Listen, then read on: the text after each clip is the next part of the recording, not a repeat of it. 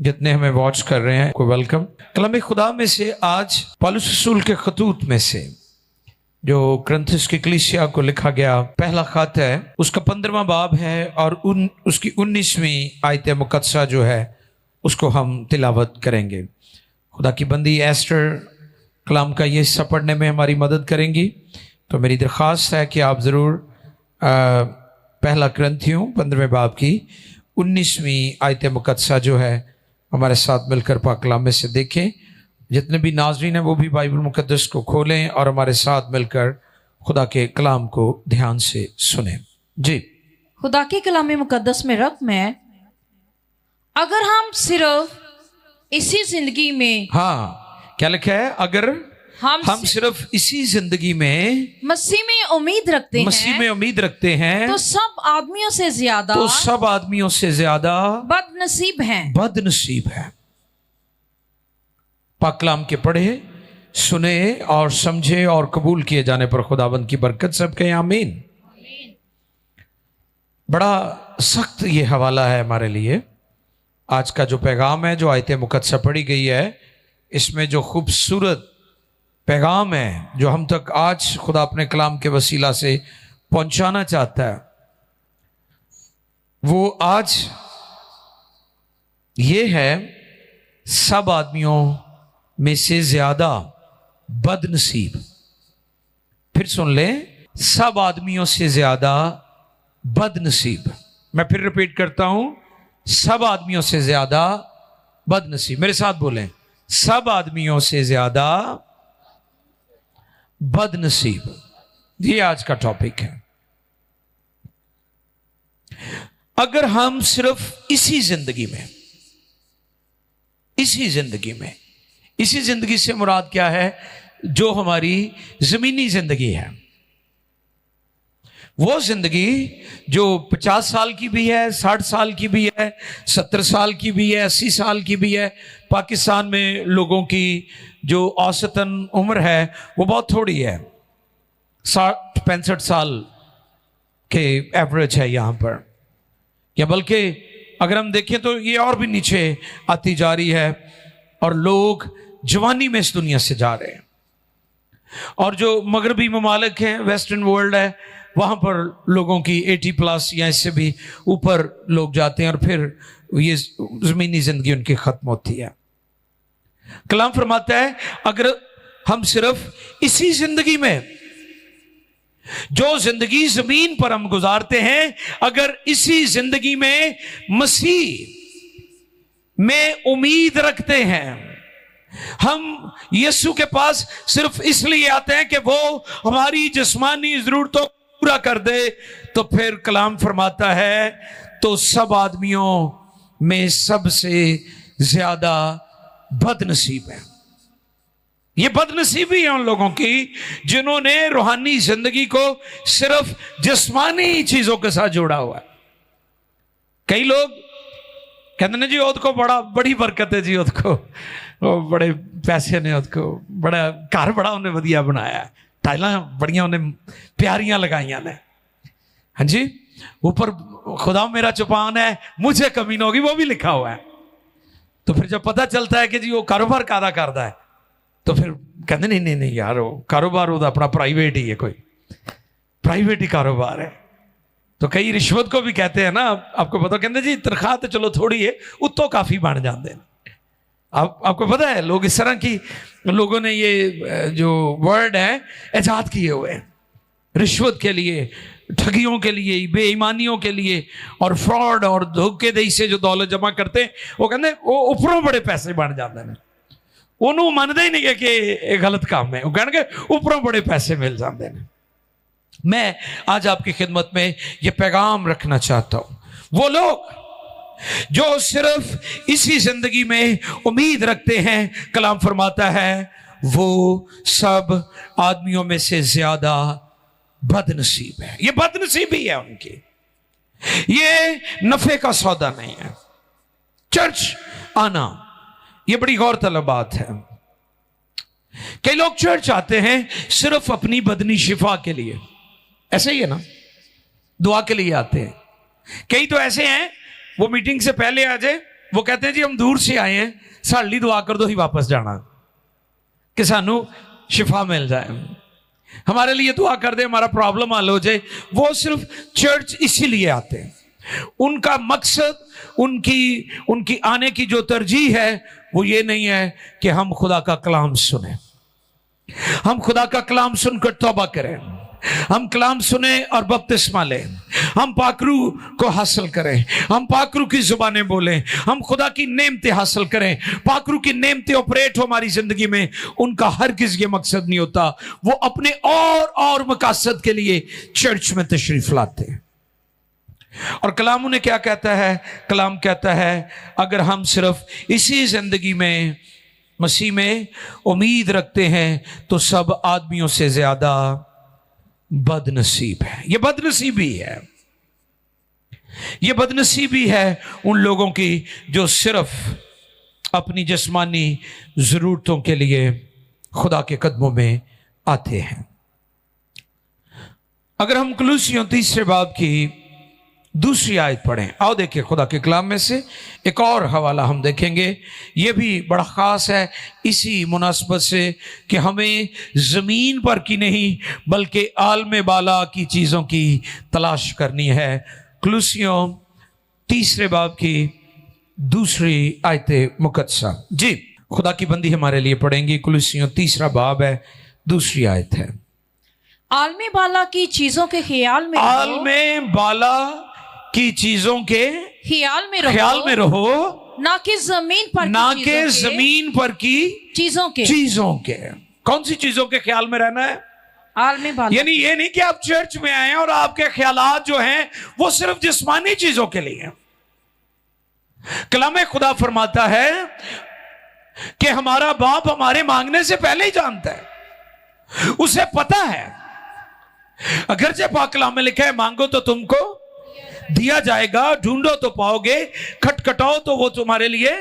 ये रिलेशन की बात हो रही है कि हमने अपने बाप से बात करनी है, गुफ्तगू करनी है, उसके कदमों में वक्त गुजारना है। दर हकीकत वो हमारी जरूरतों को पहले ही जानता है। इस बात को अंडरस्टैंड करने की जरूरत है।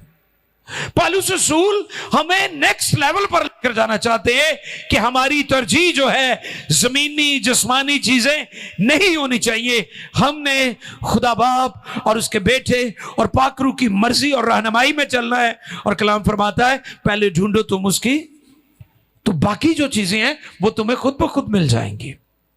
हमने रासबाजी की तलाश करनी है। आज प्रॉब्लम यह है कि लोग सिर्फ जिस्मानी ख्वाहिशों और जरूरतों के लिए उसके हजूर आते हैं, खुदा से मोहब्बत नहीं करते। हमें इस बात को अंडरस्टैंड करना है और पौलुस रसूल हमें नेक्स्ट लेवल पर लेकर जाना चाहते हैं।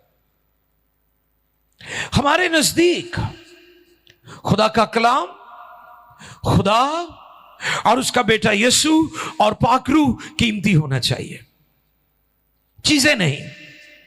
हमारे लिए खुदा कीमती है, उसका कलाम कीमती है, हमारा ईमान कीमती है, पाकरू में जिंदगी बसर करना यह हमारे लिए जरूरी है। और मैं गौर कर रहा था यहूदा के बारे में कि यहूदा इस्करियोती ने क्या किया। उसने यीशु मसीह का सौदा कितने सिक्कों में किया? 30 सिक्कों में किया। और एक खादिम ने बड़ी खूबसूरत बात की। उसने कहा उसने यीशु का सौदा नहीं किया, उसने अपना सौदा किया था। आमीन। यहूदा इस्करियोती ने 30 सिक्के यीशु की कीमत नहीं लगाई, उसने अपनी कीमत लगाई थी। यीशु मसीह तो बेशकीमत से कौन खरीद सकता है? उसका कौन सौदा कर सकता है? उसकी कीमत कौन लगा सकता है? यीशु मसीह तो बेशकीमत है। यीशु मसीह का मोल, उसका सौदा कौन कर सकता है? वो तो खुदा का कलीमा है, खुदा का कलाम है। और पाक कलाम यूहन्ना की इंजील फरमाती है कि वो तो क्रिएटर है। इब्तिदा में कलाम था, कलाम खुदा के, और फिर कलाम मुजस्म हुआ। और आगे लिखा है कि सब चीजें उसी के वसीला से पैदा हुई, सब चीजें उसी के वसीला से पैदा हुई। यानी कलाम, कलिमा क्रिएटर है, तख्लीककार है। तख्लीक कलाम की कुदरत से हुई है। तो यूनिवर्स जो है, कायनात जो है, उस कलाम की है। यीशु मसीह हमारे लिए बेशकीमत है, अनमोल मोती है, और कोई शख्स उसकी कीमत नहीं लगा सकता। यहूदा ने अपनी कीमत लगाई थी, उसने अपना सौदा किया था। आज भी बेशुमार लोग अपने ईमान को बेच रहे हैं, सौदा कर रहे हैं। दाऊद कहते हैं, मैं खुश होया जो मैनू कि आओ यहोवा दे। कईयां दा आनु दिल नहीं करता, उन्होंने धक्के ना लैके आंदे ने कई। वो कहते ये आ नसी रहा, इन्हों मैं चल आ जा यार, तेरी मेहरबानी। इसकी क्या वजह है?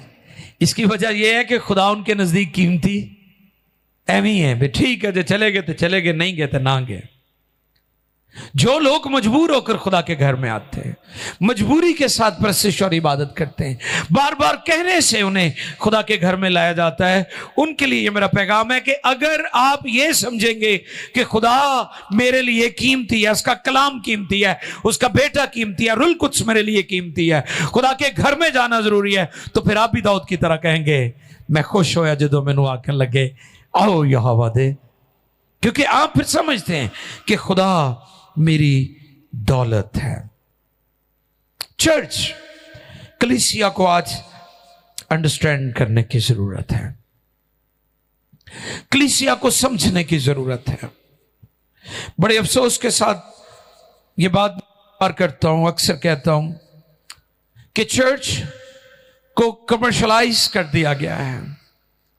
चर्च ऐसी जगह अब नहीं। आप मोस्टली सर्विसेज को देखें, उसको जैसे लग रहा है जैसे कमर्शियल हो चुका है चर्च। इब्तदाई कलीसिया पर जब हम गौर करते हैं, उनके लिए जगह इंपॉर्टेंट नहीं होती थी, लिखा है कि वो हर रोज हैकल में जमा हुआ करते थे और सादा दिली से घरों में खाना खाया करते थे। उनकी सब चीजें मुश्तरका थी, वो फेलोशिप रखते थे, और कलाम में लिखा है जमा होने से बास ना हो। जब खुदा हमारी दौलत होगी, जब खुदा हमारे लिए कीमती होगा, तो फिर हम खुशी और शादमानी के साथ उसकी परस्तिश और इबादत करेंगे। और फिर आज बड़ा जरूरी है कि यह बात सिखाई जाए, क्योंकि खिदमत में भी आज लोगों को देखा गया है कि वो टाइटल पर बड़ा जोर देते हैं। अभी खिदमत नहीं है उनके पास, वो कहते नहीं टाइटल होना चाहिए, खिदमत बाद में भी कर लेंगे। ठीक है, कई लोगों को पकड़कर उन्हें मखसूस कर दिया जाता है कि चलो जी तुसी उन खुदा दी खिदमत करो, कोई नहीं, खिदमत भी आपे मिल जाएगी। लेकिन मैं समझता हूं कि खुदा पहले खिदमत देता है, फिर उसके बाद टाइटल होना चाहिए। कई लोग पहले टाइटल ले लेते हैं, खिदमत बाद में करते हैं। लेकिन हमें याद रखना है कि खिदमत इंपॉर्टेंट है, टाइटल इतना जरूरी नहीं है। और फिर कलीसिया जो है वो दुआ करने वाली होनी चाहिए। आज कलीसिया ज्यादा दुआ करवाने वाली है। इब्तदाई कलीसिया जो थी वो दुआ करने वाली कलीसिया थी। आपको आज जगह जगह दुआ करवाने वाले मिलेंगे, दुआ करने वाले नहीं मिलेंगे। जब हम दुआ रोजे की इबादत करते हैं, उसमें हमारे पास 60-70 के करीब लोग होते हैं, कम समटाइम ज़्यादा भी हो जाते हैं। लेकिन मैं इस बात पर ज़्यादा जोर दे रहा हूं कि हमें दुआ करने वाले लोग चाहिए, दुआ करने वाले लोग चाहिए। हमें दुआ करवाते हैं लोग, खुदा काम करता है, इस बात के लिए हम शुक्र करते हैं, ये एक मिनिस्ट्री है। लेकिन आपको दुआ करनी है, खुदा दुआ करने वाले लोग जो हैं उनको देख रहा है। और फिर जब हम इब्तदाई कलीसिया पर और आज की कलीसिया पर गौर करते हैं, और इब्तदाई कलीसिया थी, पहली सदी की कलीसिया, पहली सदी के जो ईमानदार थे, उनके पास वसाइल कम थे, लेकिन उनके पास रूह की मामूरी ज्यादा थे। आज की इस दौर की, इस जमाने की कलीसिया के पास वसाइल ज्यादा हैं, लेकिन मामूरी इनकी कम हो गई है। ये गौरतलब है। आपको पता है जब रसूल हैकल में जा रहे थे तो वहां पर एक शख्स मिला जो मफलूज था, ठीक है, और उसने रसूलों से चाहा कि वो उसकी हेल्प करें। तो कलाम फरमाता है, उन्होंने कहा सोना चांदी तो हमारे पास नहीं है, लेकिन हाँ हम ये कहते हैं कि तू यीशु के नाम से उठ और चल फिर। ये गौरतलब बात है। पहली सदी की कलीसिया और ईमानदारों के पास सोना चांदी नहीं था, मालो दौलत थोड़ा था, लेकिन उनके पास रूहानी दौलत बहुत ज्यादा थी। उनकी मिनिस्ट्री में बीमार भी शिफा पाते थे। और जब इस पैगाम को मैं देख रहा था, मैं गौर कर रहा था कि पतरस और पौलुस रसूल को सबसे ज्यादा अमीर होना चाहिए था। क्यों ज्यादा अमीर होना चाहिए था? क्योंकि उनके साए से और पटके से लोग शिफा पाते थे। हालेलुया, गौर करें इस बात पर। उनको सबसे ज्यादा दौलतमंद होना चाहिए था, क्योंकि उनकी मिनिस्ट्री बड़ी स्ट्रांग थी। और कलाम फरमाता है कि पतरस जब गुजरता था तो लोग अपने मरीजों को चारपाइयों पर लाकर रख देते थे कि पतरस रसूल का साया पड़ेगा और ये मरीज उठ बैठेगा। आप अनॉइंटिंग पर गौर करें, आप मिनिस्ट्री पर गौर करें। और पौलुस रसूल के पटके से, उसकी चादर से बीमार शिफा पाते थे। जहां वो खुद नहीं जाते थे, अपना पटका दे देते थे, जाओ उसके ऊपर डाल दो, मरीज ठीक हो जाएगा। उन्हें बहुत ज्यादा दौलतमंद होना चाहिए था, क्योंकि आज भी तो यही हो रहा है ना कि लोग अपनी रूहानी अथॉरिटी को जिस्मानी जरूरतों के लिए इस्तेमाल कर रहे हैं। वो खादिम जो दुआ के इस पैसे लेते हैं, मैं उनकी बात कर रहा हूं। वो लोग जो दुआ की फीस लेते हैं, जो लोगों से तलब करते हैं, लोगों को मोटिवेट किया जाता है। कलाम की तालीम है, तुमने मुफ्त पाया और मुफ्त देना। अगर आप किसी शख्स से जिसके लिए आप दुआ कर रहे हैं या बदरूहे निकाल रहे हैं, अगर आप उससे पैसे ले लेंगे तो वो यीशु मसीह पर ईमान कभी नहीं लाएगा, क्योंकि वो ये कहेगा कि मैंने दुआ की फी दी है, मैंने फीस देकर ये दुआ करवाई है। पतरस और पौलुस को सबसे ज्यादा अमीर होना चाहिए था, क्योंकि उनके साए से और उनके कपड़ों और पटके से बीमार शिफा पाते थे। और आपको पता है, खुदावंद यीशु को भी इब्लीस जब आजमा रहा था तो उसने क्या कहा था? फरमा, ये पत्थर, यानी तू अपने इख्तियार को इस्तेमाल कर और अपने पेट की जरूरत को पूरा कर। आप यूं कह ले, इब्लीस इस बात के लिए यीशु मसीह को आजमा रहा है कि यीशु अपने रूहानी इख्तियार को बदनी जरूरत के लिए इस्तेमाल करे। आज ये सीखने वाली बात है कलीसिया के लिए, ईमानदारों के लिए, खास तौर पर वो लोग जो हीलिंग मिनिस्ट्री पर काम कर रहे हैं। कई दफा देखा गया है कि लोग हजारों रुपया उनके पास इसलिए लेकर जाते हैं कि ये मेरे लिए तसल्ली से दुआ करेगा, क्योंकि मैं पैसे लेकर जा रहा हूं। रसूल बहुत दौलतमंद हो सकते थे। पतरस रसूल जिसके साए से लोग शिफा पाते थे, पौलुस रसूल जिसके पटके से लोगों को शिफा मिलती थी। और यह कितनी जबरदस्त मिनिस्ट्री है। और आज के खादमों के लिए यह चैलेंज भी है कि उनको इस बात पर गौर करना होगा कि पहली सदी की कलीसिया के पास वसाइल कम थे, लेकिन इनॉइंटिंग बहुत ज्यादा थे। और आज के ईमानदारों और चर्च के पास वसाइल ज्यादा आगे हैं, इनॉइंटिंग कम हो गई है, इसलिए रूहें कम बचाई जा रही हैं।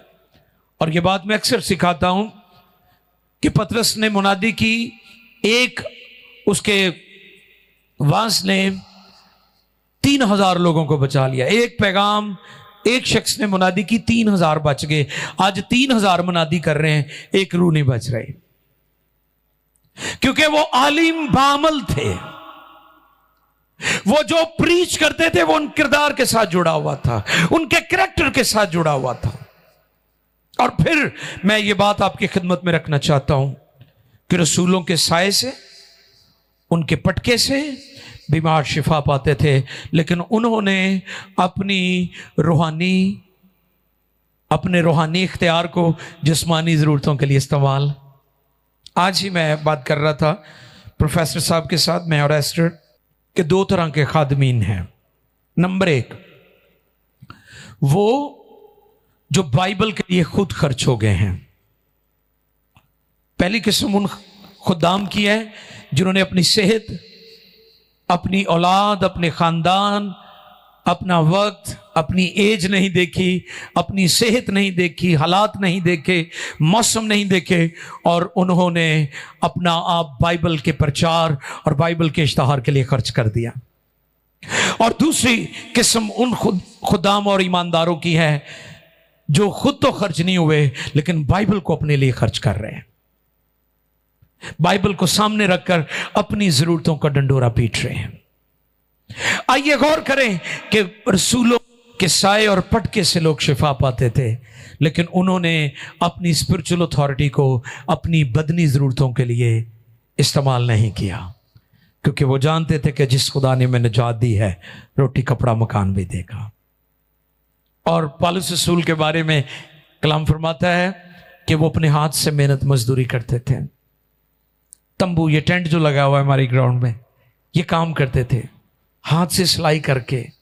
अब गौर करें, ऐसा शख्स जिसके पटके से बीमार शिफा पाते हैं, वो तो बड़ी दौलत इकट्ठी कर सकता सी ना, लेकिन उन्होंने ऐसा नहीं किया। तो इसलिए ये मेरा पैगाम है। लोग हमारे पास यहां भी आते हैं, PMI में लोग गैर मसीही भी आते हैं, दुआ के फौरन बाद वो हदिया देते हैं। मैं उन्हें कहता हूं हमने आपके लिए दुआ फ्री में की है, दुआ की कोई फीस नहीं होती, दुआ के इवज पैसे नहीं होते। खास तौर पर कलाम में लिखा है, पौलुस रसूल कहते हैं कि तुम मेरे आने से पहले ही चंदे जमा कर लिया करो, क्योंकि हम गैर कौमों से कुछ नहीं लेते। गैर कौमों से कुछ, ये पाकलाम की तालीम है, क्योंकि अगर आप गैर कौमों से शिफा के पैसे लेंगे, वो यीशु को कभी कबूल नहीं करेंगे, क्योंकि वो कहेंगे हमने तो फीस देकर दुआ करवाई है, जैसे डॉक्टर को फीस दी जाती है। आपको पता ही है, डॉक्टर नूं ते हुंदा ना भी ये ठीक होवे ते भावें ना होवे, मैनू तो फीस मिले। ते वकील नूं हुंदा है बंदा भावें जांदे फाहे लग जाए, पहले फीस उसदी जमा करा दो, उन्होंने कोई नहीं भी बंदा छुटेगा या बजेगा, उन्होंने फीस चाहिए। डॉक्टर नूं कोई गल नहीं कि दवाई असर कर दी है कि नहीं, तो कई बार डॉक्टर दवाई भी वही लिखता जी वो क्लीनिक के लागे लभदी है। ये तो सूरत हाल है, और आज ये बातें चर्च में भी घुसती आ रही हैं। इसलिए यहां पर खुदा के कलाम में जो तालीम दी गई है कि अगर हम सिर्फ इसी जिंदगी में मसीह में उम्मीद रखते हैं तो सब आदमियों से ज्यादा, क्या है जी, बोल दें जरा, औखा क्या जा रहा है ना, सख्त लफ्ज है। अगर सिर्फ हम इसी जिंदगी में उम्मीद रखते हैं तो सब आदमियों से ज्यादा बदनसीब हैं। हमारी उम्मीद जो है वो आसमान है, हमारी डेस्टिनेशन, हमारी डेस्टिनी हेवन है। डॉक्टर बिली ग्राहम कहते हैं जमीन हमारा सफर है और आसमान हमारी मंजिल है। आसमान हमारी मंजिल है, आसमान हमारा होप है।